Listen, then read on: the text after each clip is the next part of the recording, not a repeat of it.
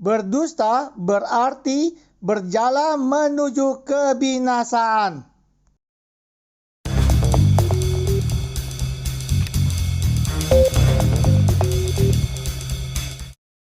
Halo, Tuhan bersamamu. Selamat jumpa kembali dengan Cuap-Cuap Kawam Katolik Awam. Apa kabar Bapak dan Ibu, kakak dan adik, saudara-saudara, teman-teman dan rekan-rekan semua? Semoga baik adanya, sehat dan bahagia. Mari bersama dengan Cuap-Cuap Kawam Katolik Awam, kita membaca dan mendengarkan bacaan hari ini. Ingatlah untuk memberikan like, komentar, dan share kepada yang lain, sehingga orang lain juga bisa membaca dan mendengarkan bacaan hari ini. Mari kita hening sejenak sebelum kita membaca.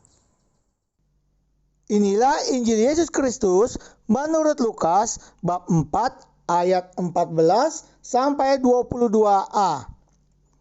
Dalam kuasa Roh kembalilah Yesus ke Galilea dan tersiarlah kabar tentang Dia di seluruh daerah itu.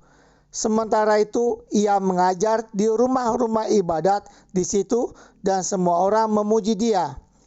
Ia datang ke Nazaret tempat Ia dibesarkan, dan menurut kebiasaannya pada hari Sabat Ia masuk ke rumah ibadat lalu berdiri hendak membaca dari Alkitab. Kepadanya diberikan kitab Nabi Yesaya, dan setelah dibukanya Ia menemukan nas di mana ada tertulis, Roh Tuhan ada padaku, oleh sebab Ia telah mengurapi aku untuk menyampaikan kabar baik kepada orang-orang miskin, dan Ia telah mengutus aku untuk memberitakan pembebasan kepada orang-orang tawanan dan penglihatan bagi orang-orang buta, untuk membebaskan orang-orang yang tertindas, untuk memberitakan tahun rahmat Tuhan telah datang. Kemudian Ia menutup kitab itu, memberikannya kembali kepada pejabat, lalu duduk, dan mata semua orang dalam rumah ibadat itu tertuju kepadanya. Lalu Ia memulai mengajar mereka, katanya, pada hari ini genaplah nas ini sewaktu kamu mendengarnya.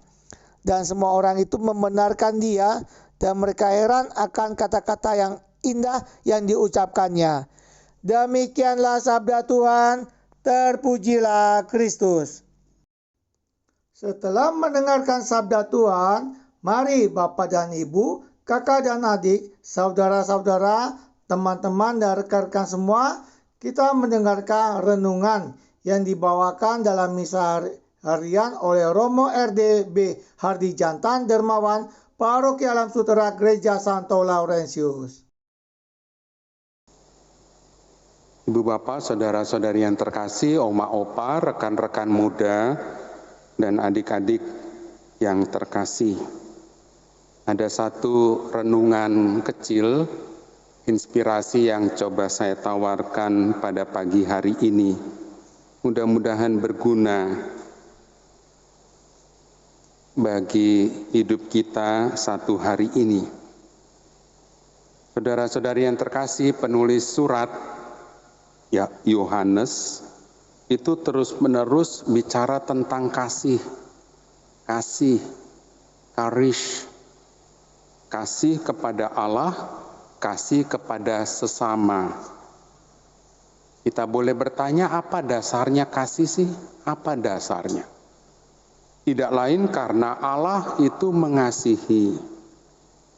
Dan si penulis surat kembali terus-menerus mengulang bahwa jikalau seorang berkata, aku mengasihi Allah, dan ia membenci saudaranya, maka ia adalah pendusta.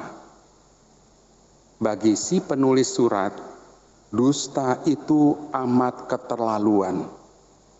Dia bukan hanya membohongi orang lain, melainkan juga dirinya sendiri. Dirinya dibohongi oleh dusta, kata-kata yang ia ucapkan sendiri. Tetapi Allah tak pernah bisa dibohongi. Berdusta menurut si penulis surat itu bukan sekedar berpura-pura dengan kata-kata yang tidak sesuai dengan kenyataan. Bukan. Lebih dari itu, berdusta menurut si penulis surat adalah memutuskan hubungan relasi manusia yang seharusnya bersatu itu.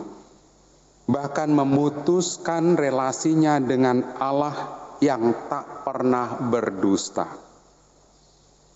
Berdusta secara alkitabiah berarti berjalan menuju kebinasaan, menghancurkan kesetiakawanan, bahkan membunuh orang lain.